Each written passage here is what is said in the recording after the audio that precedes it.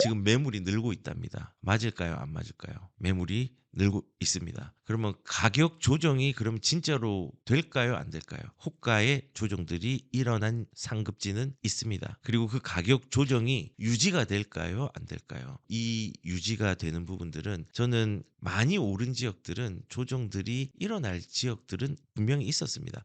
근데 좋은 입지에서 그렇게 일어나고 있기 때문에 입지적 가치를 보면은 일시적 현상으로서 그 화폐 가치에 대한 부분들이 많이 해지를 한 사람들이 이제 수익을 내는 분들이 좀 계신 거죠. 그래서 일단은 결론적으로는요. 가격 조정이 조금 있는 데가 있습니다. 상급지. 제가 이제 말씀드릴게요.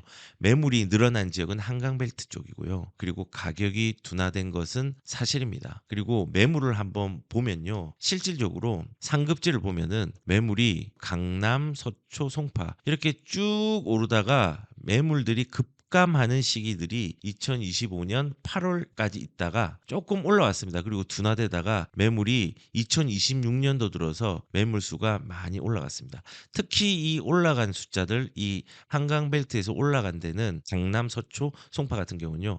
최근에 매물 수들이 굉장히 많이 올라간 것은 사실입니다. 그런데 이 추이 자체가 분명히 있지만요. 추이를 또 다른 측면에서 또 보면요. 서울 전체의 매물 수의 변화는요. 이렇게 조금씩 올라가고 있잖아요. 이렇게 올라가고 있죠. 매물수가 지금 6만 천으로 가장 많이 올라갔어요. 2월 달 초부터 지금까지 이제 하면 지금 조금 더 올라갔을 겁니다. 6만 한 3천 건 정도까지 올라간 것 같아요. 그런데 보시면은 전체로 볼 때 서울시의 매물수는요. 이렇게 9만 건까지 올라간 적이 있습니다. 그리고 급격하게 떨어졌습니다. 딱 1년 전에 9만 건이 된 적이 있었어요. 급격하게 떨어졌고 지금 이 추이가 올라갔습니다. 상대적으로는 매물이 서울 전체가 많이 올랐지만은 그렇게 크게 오른 건 아닙니다. 다만 이 전체적인 매물이 많아진 거에 대비해서 이런 강남 쪽이나 강남 서초 송파는 상대적으로는 조금 많이 올랐습니다. 매물이 올라가는 속도가 있는 거는 분명히 맞습니다. 그런데 제가 아까 이제 보여드린 것처럼 서울시의 전체가 오르지만요. 이것도 조금 차별적으로 봐야 됩니다. 수익을 거둔 사람들이 낸 것도 있고 그리고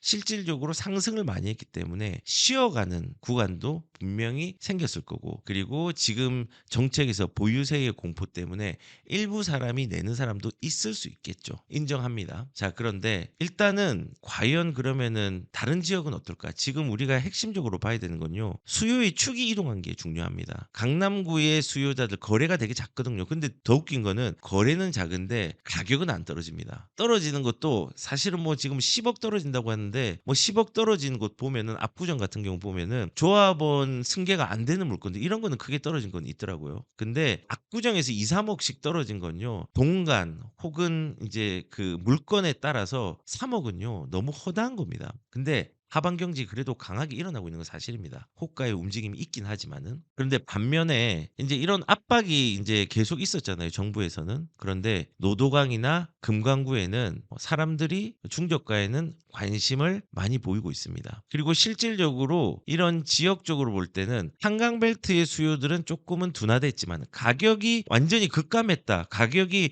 폭락했다는 아니지만은 가격이 둔화되고 호가는 좀 둔화된 지역들이 일부 있을 수는 있지만은 이거 오래 못 갑니다. 결론적으로 말하면은.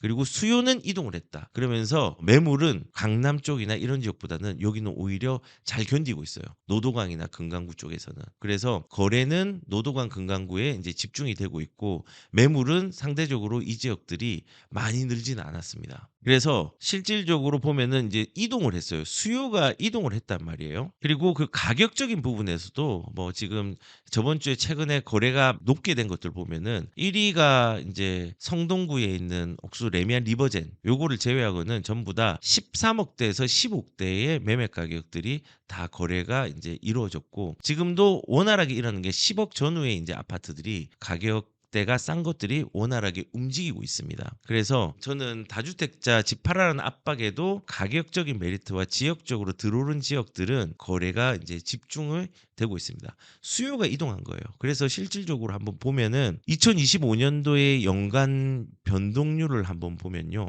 2025년도에는 이 중심지 지금 보시면은 요 지역들이 되게 많이 올랐고 여기가 상대적으로 덜 올랐죠. 그리고 요쪽은 많이 안 올랐죠. 여기 이제 하급지니까. 근데 반면에 지금 2026년도는요. 지금 이렇게 진하게 했던 데가 연해졌습니다. 그쵸? 여기 송파도 굉장히 진했는데 여기 송파를 보니까는 좀 연해졌죠. 근데 거꾸로 여기 연해졌던 지역들이 이제 진해지고 있습니다. 이 하급지들이. 그리고 여기 분당이 진했는데 분당은 조금 연해지고 그다음에 그 밑에 있는 용인들, 용인 수지구 쪽이 이렇게 움직임이 있죠. 그래서 지금 보시면은 지금 2025년도의 연간 변동률하고 보면은 수요가 이렇게 이동을 했다는 것들을 볼 수 있습니다. 그리고 반면에 이제 사람들은 좀 이런 얘기를 하겠죠. 오늘 또 보니까는 다주택자 매물 쏟아졌다. 결론부터 말씀드리면요. 계속 쏟아지지 못합니다. 과천 아파트 값이 88주 만에 꺾였다라고 했는데 이 꺾인 기준은 한국 부동산원 기준으로 이제 꺾인 게 맞습니다. 보시면은 여기가 이제 한국 부동산원이거든요. 보시면은 여기 과천이 유일하게 파란색 마이너스를 이제 하고 있습니다. 근데 반면에 KB 같은 경우는 마이너스는 아니고 플러스인데 한국 부동산은 마이너스 잡은 거죠. 근데 여기서도 보시면은 이거는 이제 저번 주에 있었던 통계인데 상급지들은 되게 약하게 가격들이 올라가고 있고 나머지 수요는 한국 부동산원은 근처로 이동을 했고 그다음에 KB 같은 경우도 이 하급직 쪽으로 이동을 한 것들을 이제 볼 수가 있습니다. 그래서 지금 수요가 이런 식으로 이동을 했다는 겁니다. 주간 가격을 보면 상급지가 둔화, 중하급지가 조금 수요가 이동해서 가격적인 부분에도 확산이 되었다는 것들을 알 수 있습니다. 그리고 이제 더 중요한 건 뭐냐면요. 지금 시장에 공포스러운 어떤 기사들이 많이 나오지만요. 거래량을 한번 보시면요. 거래량이 빨간색이 2월 달이거든요. 2월 거래량이 여기 보시면은 속도가 제일 빨랐죠. 1월 달이나 12월보다 빨랐어요. 그리고 여기가 명절, 구정이었죠. 그리고 목금 있다가 지금 여기는 이제 토일이었습니다. 지금 저는 개인적으로는 요 속도가 이번에 또 거래량이 나오면은 요로 이제 올라갈 거라고 생각합니다. 제일 빠를 거라고 생각합니다. 근데 1월 달이 지금 같은 기준으로 볼 때 1,480건이었는데 1월 달 지금 거래량을 보면요. 얼마입니까? 4,900건 정도 됐잖아요. 얘 아직 집계 안 됐는데 5,000건 넘습니다. 그러면은 2월 달은 정말 거래의 비수기고 왜 비수기냐? 명절이 있잖아요. 거래의 비수기임에도 불구하고 지금 2월 달하고 비슷하게 가고 있습니다. 휴가 기간이 많았음에도 불구하고 2월 달에 거래량의 속도도 만만치 않게 빠르다는 걸 보여줍니다. 요거에 대해서 이제 이거 아닌데라는 거는 언제 볼 수 있느냐? 빠르면은 3월 중순이나 말 이후에, 조금 늦으면은 4월 중순 이후에 여기에 대해서 가격들이 안 빠진 애를 아마 4월 정도 되면은 좀 가시적으로 보지 않을까라는 생각이 듭니다. 그 이유 이제 설명을 드릴게요. 이렇게 지금 거래량들이 늘어나고 있습니다. 매물이 늘어난 지역 한강벨트 맞고요. 가격이 둔화된 것도 사실입니다. 하지만은 지금 현재의 매물이 늘어난 부분들은 일단은 수익이 창출된 지역들 급격하게 오른 부분 둔화됐지만은 수요층이 하급지로 이동을 했다.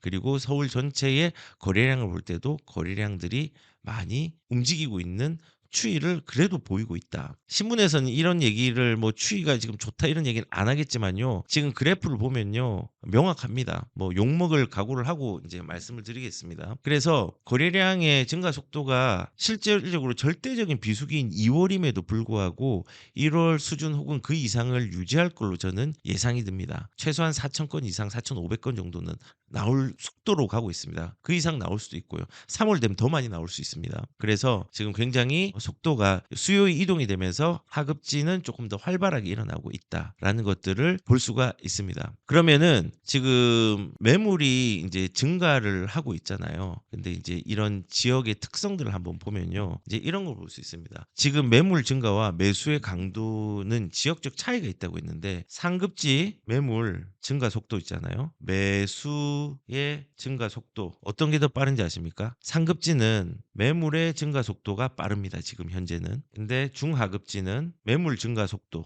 보다 매수 증가 속도가 더 빠릅니다. 하급지는요. 그래서 요쪽으로 수요가 이동됐다는 것들을 지금 거래량이나 아니면은 지금 현재 진행되고 있는 가격의 추이를 보면 알 수가 있습니다. 그리고 이런 부분들이 비단 서울에만 미치지 않고 지금 경기도까지 많이 퍼졌잖아요. 그래서 경기도에서 이제 수요가 좀 이동된 데 보면은 늘 얘기했지만은 용인 같은 경우, 수지 같은 경우, 구리, 비규제 지금 구리 같은 경우도 0.3, 용인 같은 경우는 0.5. 한 주간 어디가 많이 올랐나라고 얘기했는데 여기 이제 저번 주 데이터로 보면서 얘기를 하면은 용인 수지가 그래도 아직까지 되게 많은 가격의 상승들이 이루어지고 있다. 0.5면 급등입니다. 0.2가 넘으면 상승이고요. 0.3이 넘으면요. 굉장히 많이 오른 거고요. 0.5 정도면요. 급등입니다. 급등. 그래서 아직도 이런 움직임들이 분명히 수요 이동으로 움직이고 있다라는 것들을 말씀을 드립니다. 그래서 보시면은 뭐 한강벨트 외곽 거래 증가, 무주택자 매수세 들어온다. 비강남권은 거래가 활발하다라는 얘기가 나오고 그 무주택자들이 이제 거래를 들어온다라고 얘기를 하는데 우선 그 이전에 매물이 증가를 했다고 했잖아요. 그런데 4월 정도가 되면은 이 매물의 증가되는 속도가 어떻게 될까? 이걸 한번 좀 생각을 해봐야 되는데 4월이 되면은 매물 증가가 감소할 가능성들이 매우 큽니다. 지금 현재에도 사실은 지금 토지거래 허가구역이 이제 지금 6,500건에 달았다고 하는데 이 중에서 토지거래 허가 건수 들어오면은 거래가 활발한 데가 하급지가 좀 많은 것들을 알 수 있어요. 상급지보다 상대적으로 2025년 11월에서 12월, 2016년 1월에서 2월 사이 두 개를 비교하면요. 노원이나 구로나 이런 지역들이 서초와 송파, 강남구보다 월등하게 이제 많이 들어오는 거 볼 수 있거든요. 그래서 한강벨트보다는 하급지, 중하급지가 거래가 활발하게 일어나고 있다고 볼 수 있습니다. 그런데 매물이 증가하고 있습니다. 상급지를 포함해서. 그리고 호가도 조금 주춤한 게 있습니다. 그런데 이렇게 보시면 돼요. 토허제라는 게 있고 그 다음에 이제 5월 9일 날 양도세 유예가 종료가 됩니다. 이제 이게 안 되죠. 그러면은 5월 9일 양도소유가 종료가 되면은 요때까지는 우리가 계약을 만료하면은 갭 투자가 허용이 되는 거잖아요. 그래서 매물들이 이 사이에 많이 나오는 겁니다. 근데 요 앞에 뭐가 있냐? 토호제라는 게 있죠. 이 토호제는 일단은 이 계약을 하기 위해서는 토호제 약정을 통과해야 돼요. 약정. 이 토호제를 약정을 하고 이게 지자체에서 오케이 신호가 나올 때까지 최소한 3주에서 길게는 2달까지도 걸립니다. 그러면은 이게 우리가 갭 투자 허용할 수 있고 매물을 낼 수 있는 건 5월 9일인데 실질적으로 매물이 나올 수 있는 구간은 한 4월 정도까지 4월 며칠일지 모르겠지만은 4월 정도가 되면은 이 갭 투자 할 수 있는 기간이 종료가 됩니다. 또 약정을 해야지 계약을 해야죠. 조건이 계약을 가계약이 아니라 계약을 5월 9일까지 종료한 사람인데 지금 조정 대상 지역은 토지로 지정돼 있으니까는